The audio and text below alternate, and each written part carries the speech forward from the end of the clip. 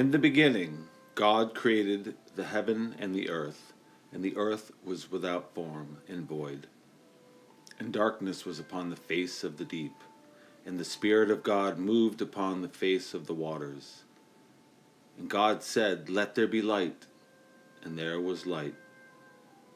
And God saw the light, and that it was good, and God divided the light from the darkness.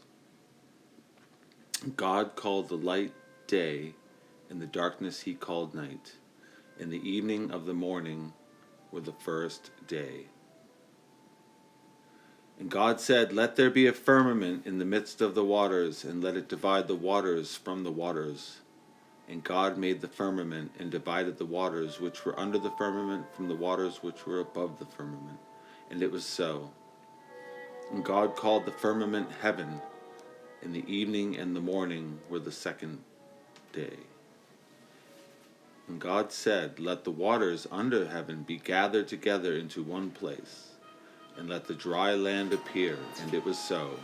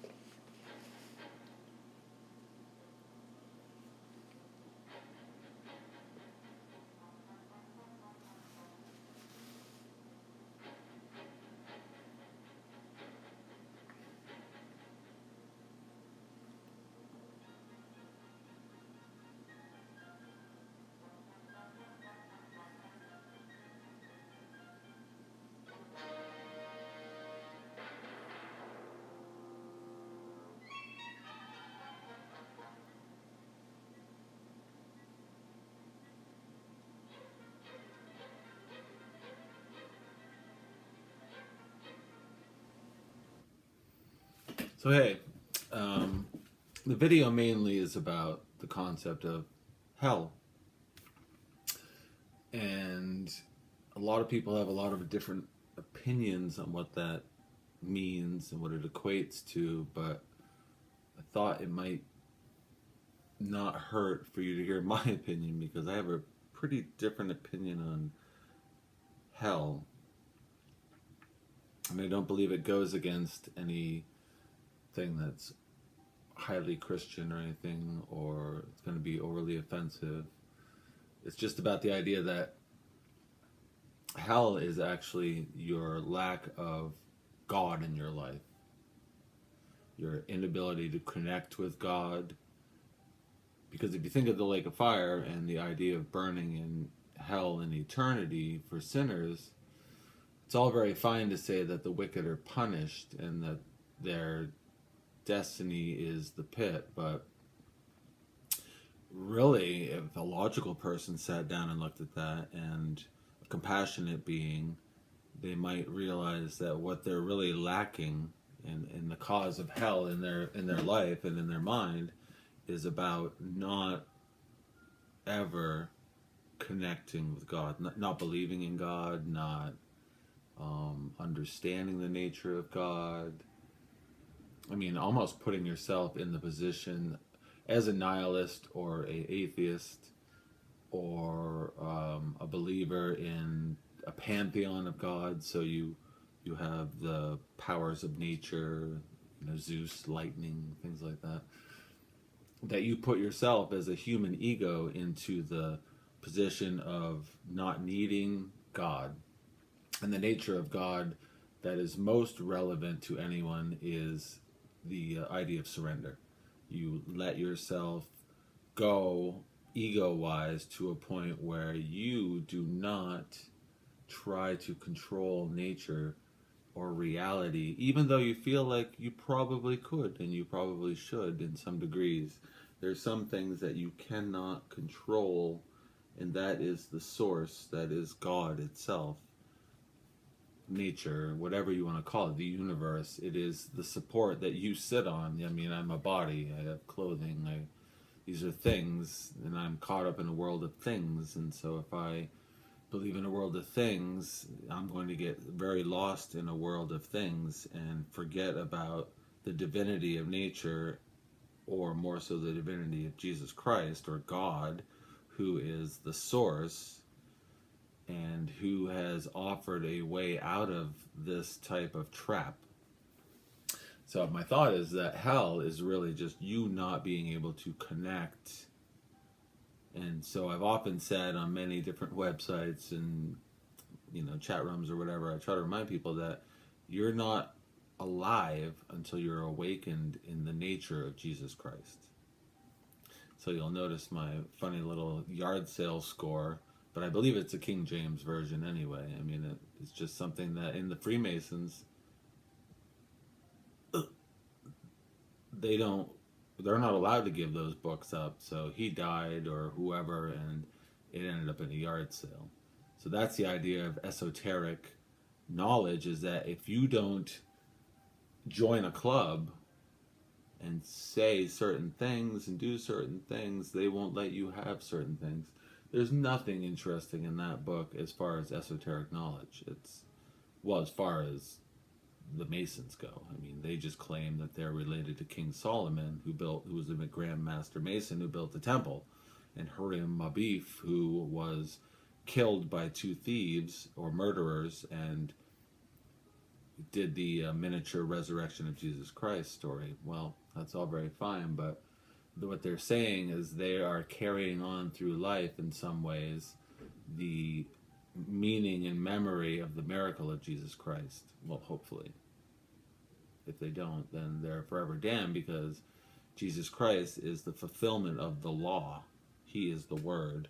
And the gospel, the new gospel that he spoke, was fulfillment, his life, giving his life up to spread that message in a time and a place that was not ready to receive it, but needed it.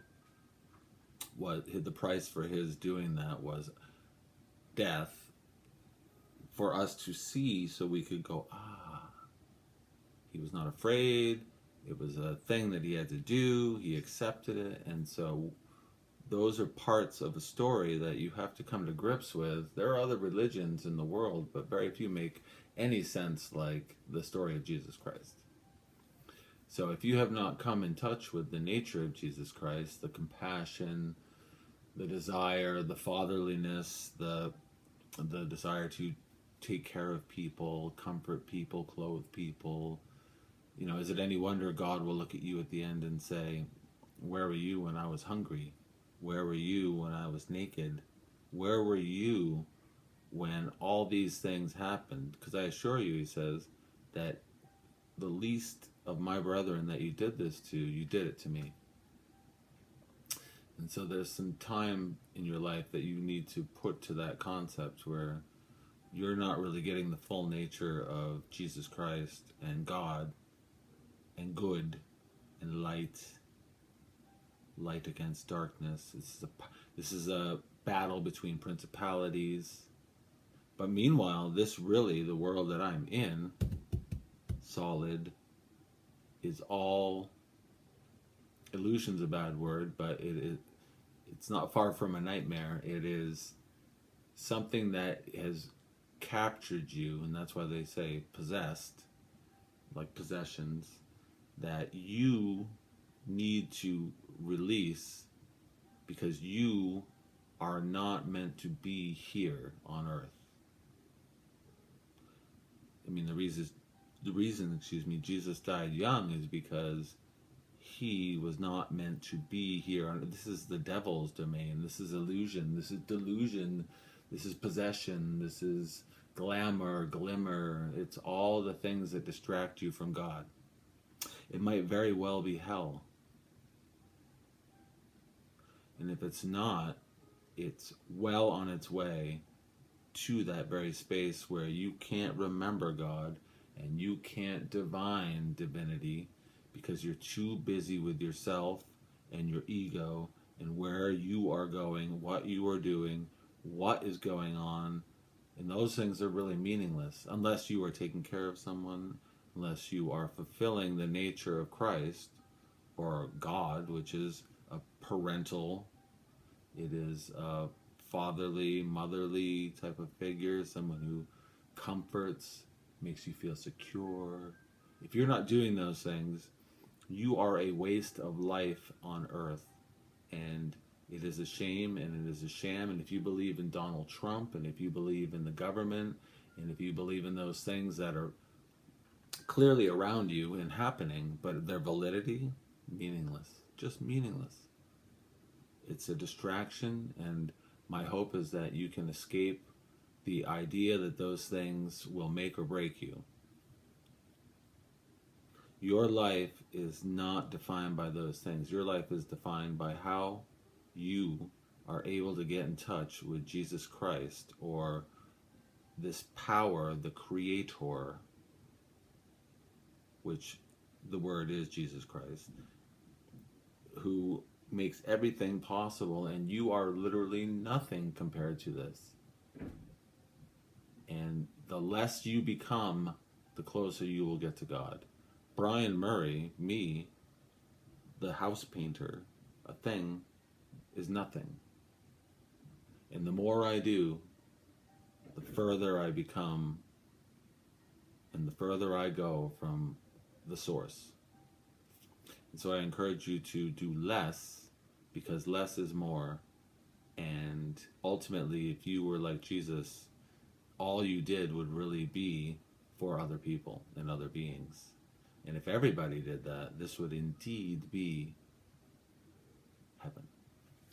I bid you good day.